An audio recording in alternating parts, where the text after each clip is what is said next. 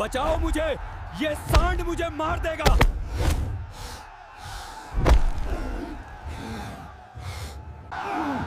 अरे देखो, पटक दिया उसने, भागो। हे लड़के, अगर तूने इसको काबू कर लिया तो तुझे 10 करोड़ दूंगा। दोपहर की चिलचिलाती धूप में गांव का वो विशाल मैदान धूल और शोर से भरा हुआ था। आज वहां तिल रखने की भी जगह नहीं थी। ढोल नगाड़ों की गूंज के बीच मैदान के केंद्र में जो खड़ा था, उसे देखकर अच्छे अच्छों का पसीना छूट रहा था। वो कोई साधारण जानवर नहीं, बल्कि साक्षात काल जैसा दिखने वाला एक विशाल काला सांड था। उसकी मांसपेशियां लोहे की तरह सख्त और आंखें अंगारों की तरह दहक रही थीं। उसके नथुनों से निकलती भाप बता रही थी कि उसके अंदर कितना गुस्सा भरा है। गांव भर में मुनादी पिटवा दी गई थी, जो भी इस तूफान नाम के सांड को काबू करेगा उसे 10 करोड़ रुपए का इनाम मिलेगा। ये रकम इतनी बड़ी थी कि इसने दूर दराज के नामी गिरामी पहलवानों को भी खींच बुलाया था। कोई पहाड़ जैसा विशालकाय था तो किसी की भुजाओं में हाथी जैसी ताकत थी। मुकाबला शुरू हुआ। दर्शकों की तालियों और सीटियों के बीच पहला पहलवान अखाड़े में उतरा। उसने अपनी ताकत का प्रदर्शन किया, लेकिन सांड ने उसे एक ही झटके में सूखी पत्ती की तरह हवा में उछाल दिया। फिर दूसरा आया। उसने चालाकी से सींग पकड़ने चाहे, लेकिन पलक झपकते ही वो धूल चाट रहा था। एक के बाद एक कई शूरवीर आए, लेकिन नतीजा वही रहा, धूल, दर्द और अपमान। धीरे धीरे भीड़ का उत्साह खौफ में बदलने लगा। लोग फुसफुसाने लगे, ये सांड नहीं, राक्षस है। इसे छूना मतलब यमराज को न्योता देना है। इसी घबराई हुई भीड़ के एक कोने में एक दुबला पतला सा साया खड़ा था।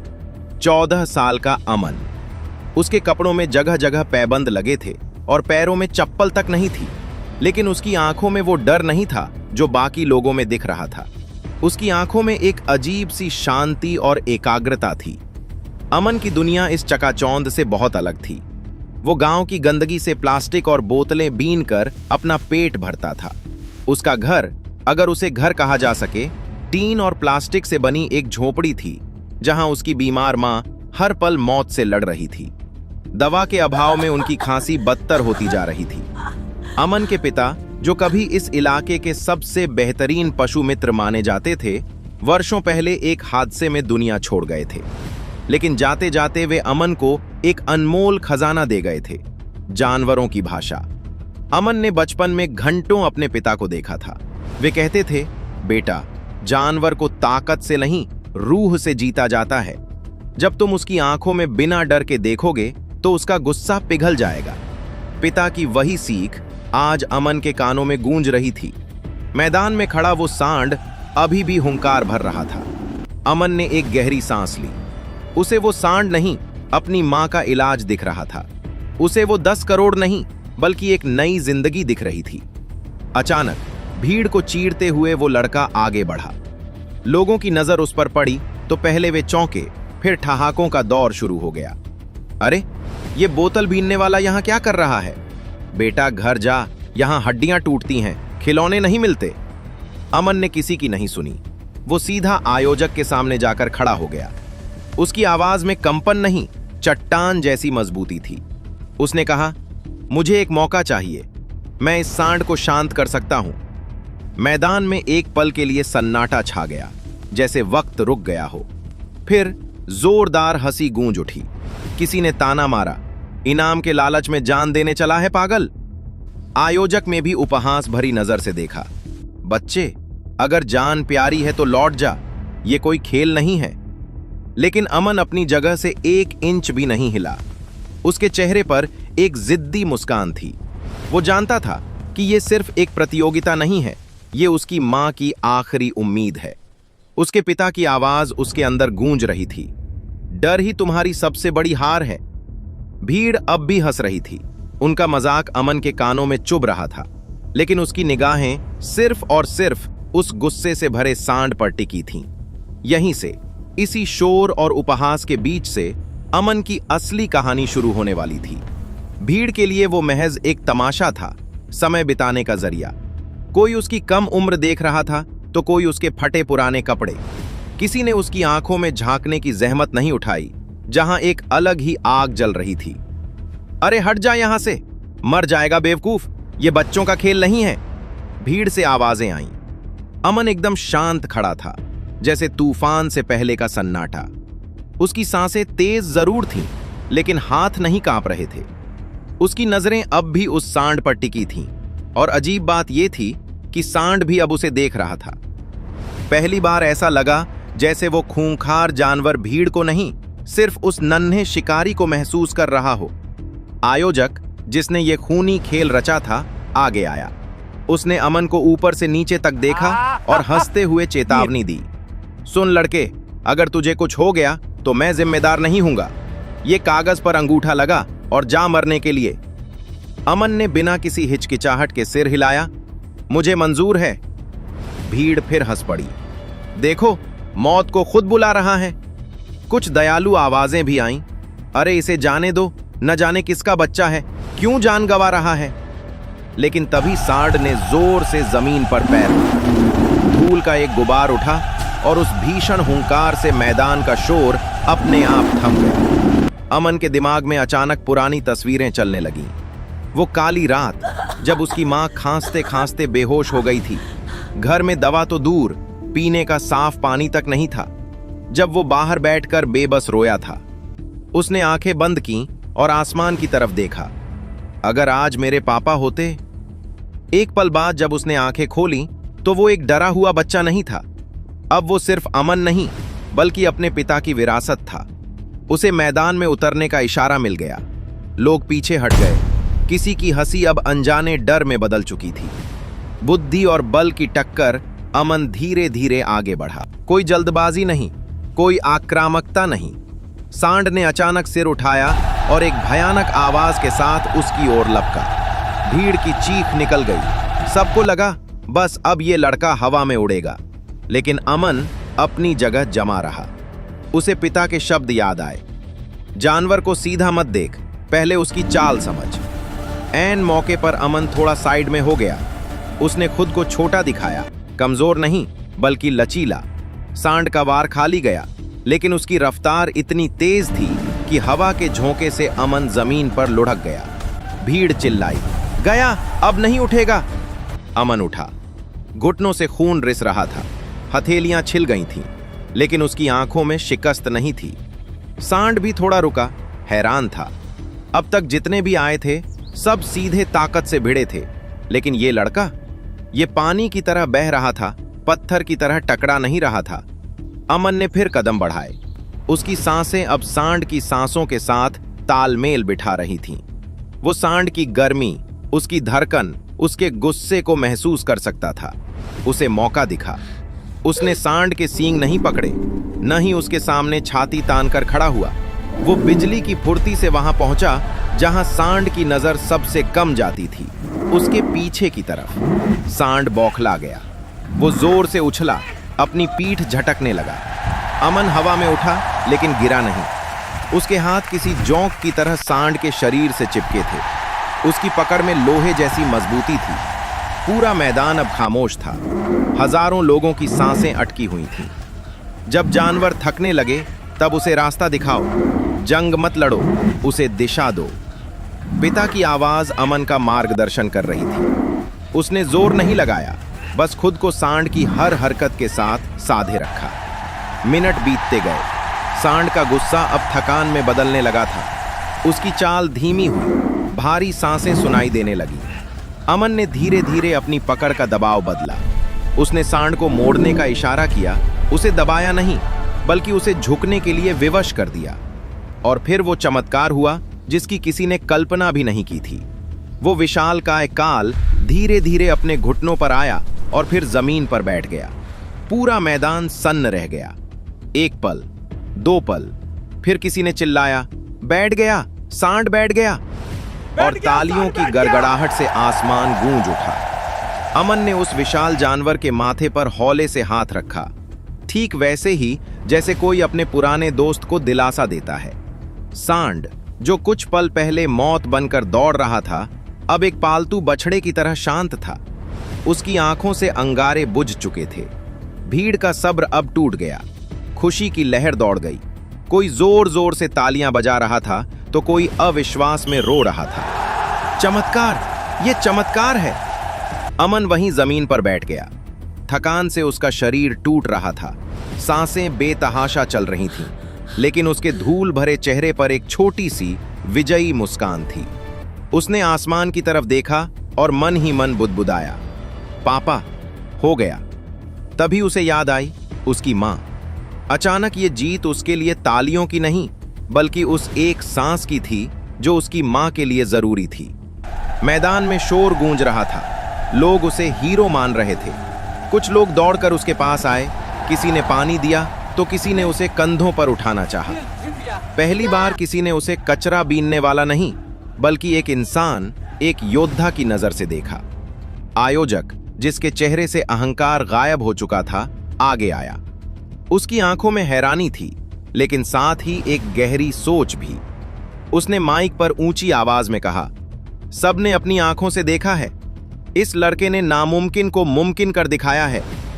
भीड़ फिर चिल्लाई, इनाम दो, 10 करोड़ दो। अमन धीरे धीरे खड़ा हुआ। पैर कांप रहे थे, लेकिन इरादा पत्थर जैसा था। आयोजक ने अमन को पास बुलाया। क्या नाम है तेरा? अमन, उसने हांफते हुए कहा। उम्र 14 साल। यह सुनते ही भीड़ में फिर हलचल मच गई। इतना छोटा बच्चा! लेकिन तभी आयोजक का चेहरा थोड़ा सख्त हो गया। उसने गंभीर स्वर में कहा, सुन अमन, नियम तो नियम है। इनामी राशि उसी को दी जाती है जो कानूनी रूप से बालिग हो और शर्तों पर खरा उतरे। अमन ने हैरान होकर पूछा, लेकिन मैंने सांड को काबू किया है।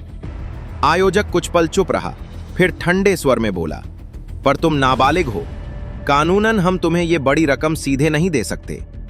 भीड़ में सन्नाटा छा गया। फिर से कानापूसी शुरू हो गई। यह क्या मजाक है? जान इस बच्चे ने जोखिम में डाली और अब नियम कायदे? अमन का दिल जोर से धड़कने लगा। उसके हाथ अपने आप मुट्ठी बन गए। आयोजक के पास कोई जवाब नहीं था। अमन को लगा जैसे उसके पैरों के नीचे से जमीन खिसक गई हो। अभी अभी जो उम्मीद का सूरज उगा था, उस पर नियमों के बादल छाने लगे थे। अमन ने अपनी भीगी आंखों से आयोजक की ओर देखा। उसकी आवाज में एक दर्द भरी गुहार थी, साहब, मुझे पूरे पैसे नहीं चाहिए, बस इतना दे दीजिए कि मेरी मां बच जाए। उसकी यह बात भीड़ में मौजूद हर शख्स के दिल को चीर गई। वहां खामोशी छा गई। आयोजक ने अमन को ध्यान से देखा। अब उसकी आंखों में शक नहीं, बल्कि एक गहरी इज्जत थी। उसने धीमे स्वर में कहा, तू बहुत बड़ा दिल रखता है लड़के, हम कुछ ना कुछ रास्ता जरूर निकालेंगे। कागजी कार्रवाई और बहस शुरू हो गई। लोग आपस में बातें करने लगे, लेकिन अमन के पास वक्त नहीं था। हर बीतता पल उसे अपनी मां से दूर कर रहा था। उसे घबराहट होने लगी। अगर यह सब बातों में ही उलझ गया तो? उसे पैसे नहीं, अपनी मां चाहिए थी। उसने और इंतजार नहीं किया। भीड़ को चीरता हुआ वह वहां से भागा। नंगे पैर, चोटिल शरीर, वह दौड़ता गया, सीधा अपनी उस टूटी फूटी झुग्गी की तरफ। दरवाजे पर पहुंचकर वह रुका। सांसें उखड़ रही थीं। अंदर अंधेरे में उसकी मां लेटी थी। उनकी सांसें भारी थीं और आंखें बंद थीं। अमन दौड़कर उनके पास गया और घुटनों के बल बैठ गया। उसने मां का कमजोर और ठंडा हाथ अपने हाथों में लिया। उसकी आंखों से आंसू टपककर मां के हाथ पर गिरे। उसने रुंधे गले से, लेकिन एक अजीब सी खुशी के साथ कहा, मां, उठो, मैं जीत गया हूं। मां ने मुश्किल से आंखें खोलीं। उनके पीले पड़े होठों पर एक कमजोर सी मुस्कान तैर गई। मुझे पता था, वह फुसफुसाई, तेरे पापा तुझमें जिंदा हैं बेटा। अमन की आंखों से रुके हुए आंसू अब छलक पड़े। मां, अगर उन्होंने पैसे नहीं दिए तो? उसकी आवाज डर से टूट रही थी। मां ने अपनी बची खुची ताकत से उसका हाथ दबाया। बेटा, तूने कोशिश की, मेरे लिए यही सबसे बड़ी दौलत है। लेकिन अमन के लिए यह काफी नहीं था। वह रात आंखों में ही कटी। अगले दिन सुबह होते ही बुलावा आ गया। अमन फिर उसी जगह पहुंचा। इस बार माहौल बदला हुआ था। भीड़ कम थी, लेकिन नजरें ज्यादा गंभीर थीं। वहीं आयोजक अपनी कुर्सी से खड़ा हुआ। उसने अमन की आंखों में देखते हुए कहा, हमने फैसला कर लिया है। अमन की सांसें गले में अटक गईं। तेरी जीत को कोई नहीं झुठला सकता। इनाम तेरा ही है, आयोजक ने घोषणा की। अमन की आंखों में एक चमक आई, लेकिन वह आदमी रुका। अमन का दिल फिर बैठ गया। पैसे सीधे तुझे नहीं मिलेंगे, ये पूरी रकम अस्पताल को जाएगी तेरी मां के इलाज के लिए। अमन ने एक पल भी नहीं सोचा। मुझे मंजूर है, उसने तपाक से कहा। मुझे पैसा नहीं, मां चाहिए। उस पल अमन के लिए उन कागज के नोटों का मतलब बदल चुका था। अब वे पैसे नहीं, सांसें थीं, उसकी मां की जिंदगी थी। और यहीं से शुरू हुआ अमन का सबसे बड़ा संघर्ष, इलाज का संघर्ष। कुछ ही देर में एम्बुलेंस का सायरन झुग्गी की संकरी गलियों में गूंज उठा। अमन ने कभी सपने में भी नहीं सोचा था कि वह दिन भी आएगा जब उसकी मां को 4 पहियों वाली गाड़ी में ले जाया जाएगा। स्ट्रेचर पर लेटी मां की आंखें बंद थीं, सांसें बहुत हल्की चल रही थीं। अमन उनका हाथ थामे एम्बुलेंस के कोने में सिकुड़ा बैठा था। उसे डर था कि अगर उसने हाथ छोड़ा तो मां कहीं दूर चली जाएगी। शहर के बड़े अस्पताल की ऊंची दीवारें देखकर अमन सहम गया। उसे लगा जैसे यह जगह उसके जैसे लोगों के लिए बनी ही नहीं है। सफेद कोट पहने डॉक्टर, तेज रोशनी, मशीनों की आवाजें, सब कुछ उसे किसी दूसरी दुनिया का लग रहा था। मां को तुरंत आईसीयू में ले जाया गया। अमन बाहर बेंच पर अकेला बैठ गया। पहली बार उसे एहसास हुआ कि असली लड़ाई तो अब शुरू हुई है। सांड से लड़ना आसान था, वहां दुश्मन सामने था। यहां दुश्मन अदृश्य था, मौत। घंटे बीतते गए, कोई खबर नहीं। अमन की निगाहें बस उस बंद दरवाजे पर टिकी थीं। हर बार जब कोई नर्स या डॉक्टर बाहर आता, उसका दिल जोर से धड़कने लगता। उसे अपने पिता की बहुत याद आ रही थी। बचपन में जब भी वह डरता, पिता उसका सिर सहलाकर कहते थे, बेटा, मर्द वो नहीं जो डरता नहीं, मर्द वो है जो डर के बावजूद अपने परिवार के लिए खड़ा रहता है। आज अमन खड़ा था, बिल्कुल अकेला। रात गहरी हो गई। अस्पताल की ठंडी बेंच पर बैठा अमन झपकियां लेने लगा, लेकिन हर झपकी किसी बुरे सपने से टूट जाती। उसे लगता मां उसे पुकार रही है। वह उठकर कोने में चला गया। पहली बार उसने हाथ जोड़कर आंखें बंद करके कुछ मांगा, अगर मैंने आज तक कुछ भी अच्छा किया है, अगर सच में पापा मुझे देख रहे हैं, तो बस मेरी मां को बचा लो। सुबह की पहली किरण के साथ डॉक्टर बाहर आए। उनके चेहरे पर थकान थी। अमन दौड़कर उनके पास गया। मेरी मां? डॉक्टर ने मास्क हटाया और एक थकी हुई मुस्कान के साथ बोले, ऑपरेशन सफल रहा, खतरा टल गया है। अमन वहीं जमीन पर बैठ गया, जैसे किसी ने उसके कंधों से पूरी दुनिया का बोझ हटा लिया हो। उसकी आंखों से आंसू बह रहे थे, लेकिन ये खुशी के थे। वह जानता था कि अगर वह उस दिन सांड के सामने चट्टान बनकर नहीं खड़ा होता, तो आज ये शब्द सुनने को नहीं मिलते। कुछ देर बाद उसे मां से मिलने दिया गया। मां की आंखें बंद थीं, लेकिन चेहरे पर शांति थी। अमन ने धीरे से उनका हाथ पकड़ा। मां, मैं हूं। मां की उंगलियां हिलीं। एक हल्की सी मुस्कान उनके चेहरे पर आई। उस एक पल में अमन को लगा कि वह 10 करोड़ से भी ज्यादा अमीर है। दिन बीतते गए। मां की हालत में सुधार होने लगा। अमन रोज उनके पास बैठता, कभी पानी पिलाता तो कभी बातें करता। एक दिन मां ने कमजोर आवाज में पूछा, अमन, सच बता, उस जानवर के सामने तुझे डर नहीं लगा था? अमन मुस्कुराया, नहीं मां, आपने ही तो सिखाया था, हार मान लेना पाप है। मां की आंखें भर आईं। कुछ दिनों बाद छुट्टी मिल गई। जब वे अस्पताल से बाहर निकले, अमन ने आसमान की तरफ देखा। आज सूरज कुछ ज्यादा ही चमकीला लग रहा था। उसे लगा जैसे जिंदगी उसे देखकर मुस्कुरा रही है। अमन मां का हाथ पकड़कर चल रहा था। मां अब धीरे धीरे चल पा रही थीं। चेहरे पर कमजोरी थी, लेकिन आंखों में जिंदगी लौट आई थी। अमन हर कदम पर उन्हें संभाल रहा था, जैसे अब वो बेटा नहीं, उनका सहारा बन गया हो। झुग्गी में वापस आकर सब कुछ वैसा ही था। टूटी छत, पुरानी दीवारें, वही तंगी। लेकिन इस बार एक बड़ा फर्क था।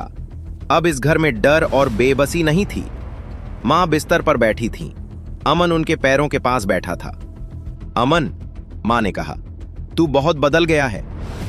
अमन ने मां के पैरों को दबाते हुए कहा, नहीं मां, बस मजबूरी ने बड़ा कर दिया। कुछ दिनों बाद नजारा बदलने लगा। लोग आने लगे।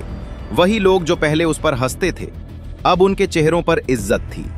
कोई फल लाया, कोई नए कपड़े, तो कोई बस अमन को देखने आया। जिस आयोजक ने वो प्रतियोगिता रखी थी वो भी एक दिन आया। उसने अमन के कंधे पर हाथ रखकर कहा, तूने सिर्फ सांड को काबू नहीं किया छोटे, तूने हम सबकी सोच बदल दी। अमन चुप रहा। वो जानता था कि अगर मां ठीक न होती तो सारी तारीफें, सारी वाहवाही बेकार थीं। धीरे धीरे अमन की जिंदगी पटरी पर लौटने लगी। अब वो गलियों में बोतलें नहीं उठाता था। उसने एक मैकेनिक के यहां काम सीखना शुरू कर दिया। मेहनत करना उसे विरासत में मिला था। अब उसे दिशा मिल गई थी। मां रोज सुबह उठकर उसके लिए दुआ करती, भगवान मेरे बेटे को हमेशा सलामत रखना।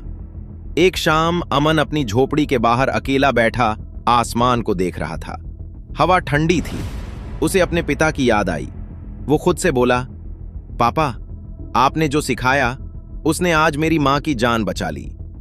हवा का एक झोंका उसके बालों को छूकर गुजरा, जैसे किसी ने आशीर्वाद देने के लिए सिर पर हाथ रखा हो। महीने बीत गए। मां अब पूरी तरह ठीक थीं। वो खुद खाना बनाती, चलती फिरती और हंसती। एक दिन मां ने अमन से कहा, बेटा अब तुझे अपने लिए भी जीना चाहिए, थोड़ा खेल कूद भी जरूरी है। अमन ने मुस्कुराकर जवाब दिया, मां अब जो भी करूंगा आपके साथ करूंगा। मेरा सबसे बड़ा खेल तो मैंने जीत लिया। अमन अब भी वही लड़का था, सादा, शांत, जमीन से जुड़ा हुआ। लेकिन अब उसमें एक बात और थी, हौसला। गांव के लोग अब अपने बच्चों को उसकी कहानी सुनाते थे। वे कहते, देखो अगर नीयत साफ हो और हिम्मत सच्ची हो तो किस्मत को भी झुकना पड़ता है। अमन जब भी किसी जानवर को देखता तो रुक जाता। उसकी आंखों में अब डर नहीं, समझ होती थी। उसे पता चल गया था कि ताकत दिखाने से बड़ी चीज होती है धैर्य और प्रेम। कभी कभी वो मां के पास बैठकर मजाक में कहता, मां अगर उस दिन मैं डर जाता तो? मां मुस्कुराकर कहती, तो आज ये जिंदगी जिंदगी नहीं होती। रात को अमन अक्सर आसमान की तरफ देखता, तारे गिनता और मन ही मन कहता, मैं भिखारी नहीं था, मैं बस वक्त का एक इम्तिहान दे रहा था और मैं पास हो गया। उसकी कहानी किसी इतिहास की किताब में नहीं लिखी गई, किसी बड़े शहर के अखबार में नहीं छपी, लेकिन वो एक मिसाल बन गई हर उस इंसान के लिए जो कमजोर होकर भी हार नहीं मानता। और यही थी अमन की असली जीत। 10 करोड़ से भी बड़ी, मौत से भी बड़ी, जिंदगी की जीत।